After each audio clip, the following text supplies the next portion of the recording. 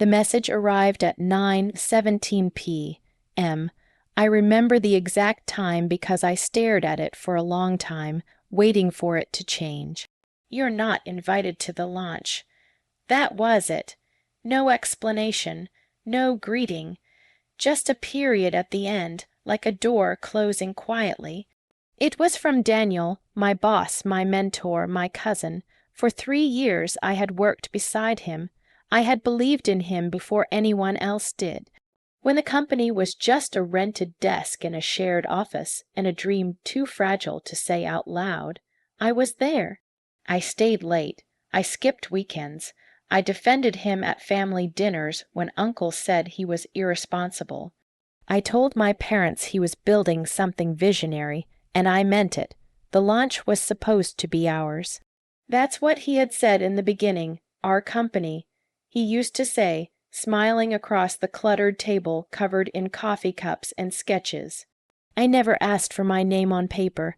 I never pushed for equity. He was family. I trusted him. That night the house was quiet. My mother was in the kitchen, the soft sound of dishes clinking in the sink. I was sitting on my bed with my laptop open, reviewing presentation slides I thought I'd be giving in 2 days. I read the message again. "You're not invited to the launch." My chest didn't tighten immediately. It just felt hollow. Like something inside me had been gently removed without warning. I typed back, "Is this a joke?" The dots appeared, then disappeared, then appeared again. "It's better this way. Investors want a cleaner narrative. I'll explain later. Cleaner narrative." I understood what that meant. Daniel had started introducing himself as the sole founder months ago. At first, I thought it was just marketing, simpler story, easier pitch. He told me not to take it personally. "You're young," he'd say. "You'll have your time." I believed him. At family gatherings, I noticed subtle shifts. My aunt would praise him for his courage. My uncle would ask about his company. I would smile and refill drinks, waiting for him to correct them. He never did. Still, I stayed. I told myself loyalty mattered more than recognition, that patience was maturity. But this was different, not invited, as if I were an outsider, as if I hadn't slept on the office couch during the beta crash, as if I hadn't rewritten investor emails at 3 a.m., as if I hadn't quietly transferred money from my savings when payroll came up short. I hadn't told my parents about that part. They already thought I was too trusting. My phone buzzed again. "Please don't make this dramatic. It's business, business." I looked at my reflection in the dark window. I didn't look dramatic. I looked tired in a way that didn't come from work. There's a kind of betrayal that doesn't explode. It settles. It rearranges the furniture of your heart slowly, without noise. I didn't reply again. Instead, I opened the presentation slides and read through them carefully. My name was in the footer of every page, co-founder and product director. I watched my own title glow softly on the screen. Then I closed the laptop. At breakfast the next morning, my father mentioned the launch. "We're proud of Daniel," he said. "It's good you supported him." Supported, I nodded. I didn't correct him, because correcting people requires proof. And trust, once given freely, doesn't come with receipts. Later that day, I went to the office anyway. The space felt different, cleaner, new banners hung on the wall. Daniel was on the phone in the conference room, laughing in that confident tone he used with investors. He saw me through the glass. For a second, something flickered across his face. Guilt, fear, I'm not sure. He stepped outside. "I thought you got my message." I did. I said softly. He exhaled. "This isn't personal." "It feels personal. It's positioning. Investors prefer a single face, less confusion." And I'm confusion. He didn't answer directly. He rarely did when honesty would cost him something. "I'll take care of you," he added, "after this round closes. Take care of me, like I was a detail to manage." In that moment, something inside me shifted not into anger, but into clarity. I realized I had been shrinking myself to make his story simpler. I had been editing my own presence so he could shine without complication, and I had called it love, family, loyalty, humility, but humility without boundaries becomes invisibility.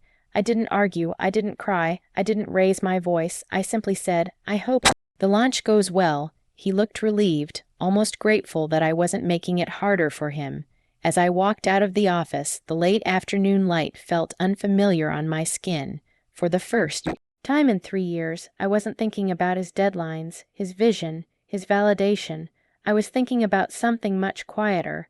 What would it feel like to build something where I didn't have to disappear? That night, I removed my name from the slides, and from the company folder, and from his narrative. I didn't know it yet, but the text at 9:17 p.m. hadn't ended everything. It had ended the version of me who believed loyalty meant silence.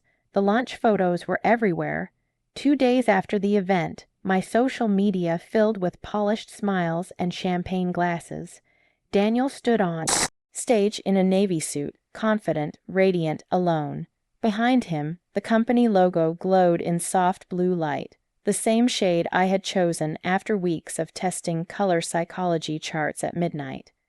Caption read, "Proud to finally introduce the vision I've been building for years. Years. I studied the photo longer than I should have. His posture was steady, his expression calm.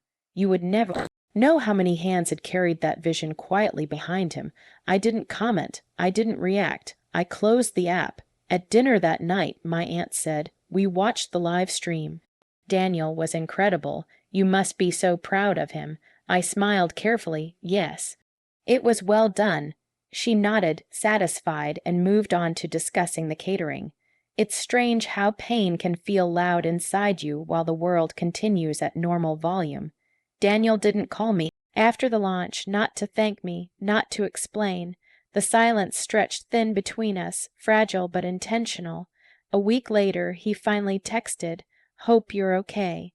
Things are crazy right now." I read it while sitting at my desk, the desk that used to be ours, now replaced by the small wooden table in my bedroom. I had moved my laptop home the morning after the launch, quietly, no announcement. "I'm okay," I replied. He sent a thumbs-up emoji. That was when I understood something I hadn't wanted to admit. He didn't think he had done anything wrong. To him, this was strategy, efficiency, growth. To me, it was erasure. But the deeper wound wasn't public credit. It was the private promises, the late-night conversations when he said, "We're building this together," the way he'd lean back in his chair and say, "I couldn't do this without you." I realized he probably believed that in the moment, and that hurt more, because it meant the dishonesty wasn't explosive or malicious. It was convenient. At home, my mother began asking careful questions. "You're working from here now." For a while, I said she didn't push. She has always understood that I process things quietly, but I could see concern in her eyes. My father, on the other hand, said one evening, "Business is tough. Don't take things personally." I nodded again. That word personally kept following me, as if feelings were weaknesses that should be professionally managed. I began waking up earlier than usual.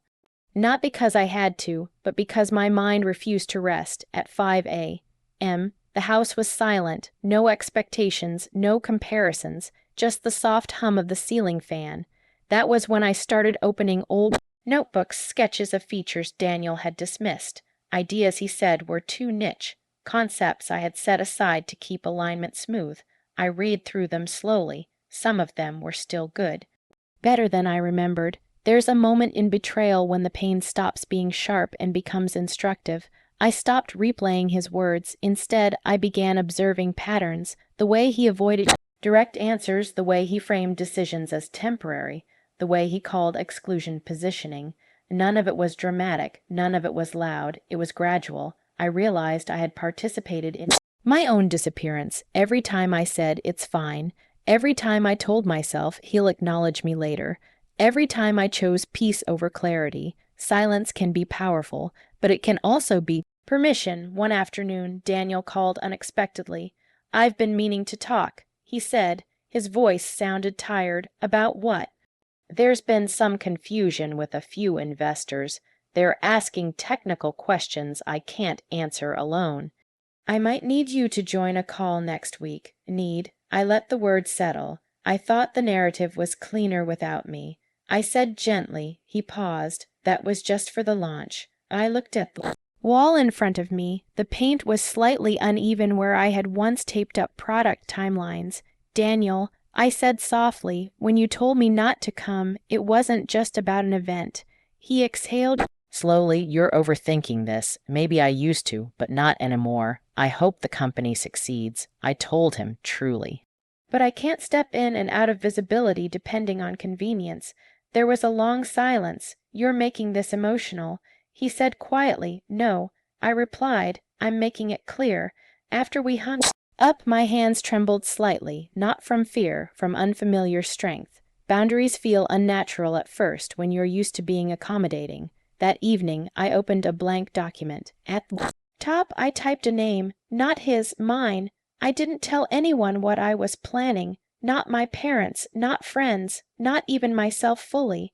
I just started researching, mapping, refining. If I had learned anything in the silence between us, it was this. Trust without structure invites erasure, and love without boundaries becomes labor. The pain hadn't disappeared, but it had changed shape. It was no longer asking, why did he do this to me? It was asking, what am I ready to build differently? I didn't announce that I was starting over. There was no dramatic post, no resignation letter, no explanation sent to relatives who still believed I was helping Daniel. I simply began. Every morning at 5, I sat at the same small wooden desk by my bedroom window. The sky would still be gray, the world undecided. I liked that hour. It felt honest, nothing performed, nothing polished. I opened the document with my name at the top. For weeks, I didn't tell anyone the name of the company. Saying it out loud felt fragile, like exposing something that wasn't fully formed yet. I worked quietly, researching market gaps, refining features Daniel had once dismissed, reaching out anonymously to potential users for feedback. I listened more than I spoke. That was something Betrayal had taught me. Observation reveals more than confrontation ever could. The product I began building was simpler than what Daniel had launched, less flashy, more practical. It solved a very specific problem that I had noticed early on but had been told was too small to scale. Too small. I used to think small meant insignificant. Now I understood small meant focused. There were days I felt a sudden wave of doubt. I would scroll past headlines about Daniel's successful launch, new partnerships, early traction, interviews. Family members shared his posts proudly. My aunt even messaged me one evening, you must miss working on something so big. I stared at that sentence for a long time. I didn't miss the size. I missed the version of myself who believed she belonged there. But I was learning something quieter. Belonging should not require shrinking. One afternoon, my mother knocked gently on my door. You've been working very hard, she said. Is everything okay? I hesitated. Then, for the first time, I told her the truth. He didn't want me at the launch. I said simply. She didn't react dramatically. She just sat beside me on the bed. And how did that make you feel? Like I was optional. She was quiet for a moment. You are not optional, she said softly. But sometimes we let people treat us that way because we want harmony. Her words settled into me gently. Harmony had been my priority for years. Avoid conflict, be understanding, be patient, be supportive. But harmony without honesty is just quiet resentment. As my prototype slowly took shape, I began reaching out to industry contacts, people I had met during those early investor meetings with Daniel. I didn't mention him. I didn't mention the launch. I simply introduced myself and described the solution I was building. Some didn't reply. A few did. One investor, a woman named Farah, asked to see a demo. I remember the night before our virtual meeting. My hands trembled as I rehearsed alone. In my room, this time, my name was on the first slide, not in the footer, centered. During the call, Farah listened carefully. She asked thoughtful questions, the kind Daniel used to brush aside when they came from me. When I finished, she leaned back and said, "Why didn't I hear about this at the launch last month?" The question lingered between us. It wasn't aligned with that direction. I answered calmly. She nodded slowly, as if she understood more than I had said. We're looking for focused solutions. She continued, yours is clear. Send me the detailed proposal. After the call ended, I sat in silence, no applause, no champagne, just a steady breath. It felt different from the early days with Daniel. There was no rush of shared adrenaline, no promises whispered over coffee. There was clarity. Over the next few weeks, I refined everything: budget forecasts, legal structure, ownership agreements. This time, I read every clause carefully. This time I asked questions. Trust would not be assumed. It would be structured. Daniel texted occasionally, short updates, casual check-ins. He didn't ask about my work. I didn't volunteer information. The distance between us became polite and peaceful.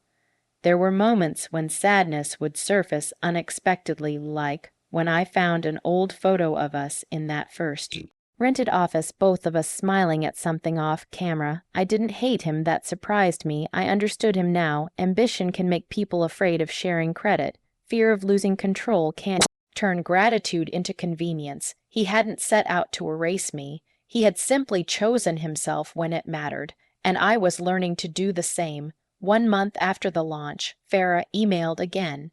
We'd like to move forward with an initial investment conversation, she wrote. Are you available this week? I read the message twice. My heart beat steadily, not wildly, not desperately. Steady. That evening, as the sun dipped low outside my window, I realized something profound. I was no longer building to prove anything to Daniel. I was building to honor the part of myself I had silenced for too long. The gentle, trusting girl was still there, but she was no longer naive. She was learning how to stand without asking permission. And somewhere across the city, Daniel was still celebrating a launch built on a narrative that excluded me.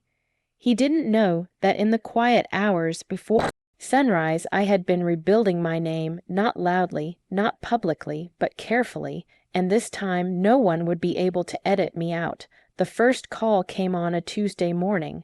I was in a small conference room across from Farah and 2 other investors reviewing final numbers. My phone buzzed softly against the table. I glanced at the screen. Daniel, I let it ring. A minute later it buzzed again and again. I turned it face down and continued speaking, my voice calm as I explained our projected growth over the next 18 months. I answered questions clearly. I didn't rush. I didn't stumble. By the time the meeting ended, we had agreed to move forward. Not just interest, not just curiosity, commitment. When I stepped outside into the sunlight, my phone felt heavier than usual. I opened it. 23 missed calls, 14 messages. The first message read, call me, urgent. The next, why didn't you tell me you were pitching Farah? Then they just pulled out. I stood still on the sidewalk, the city moving around me, pulled out. Farah had mentioned during our meeting that she had reviewed several opportunities recently.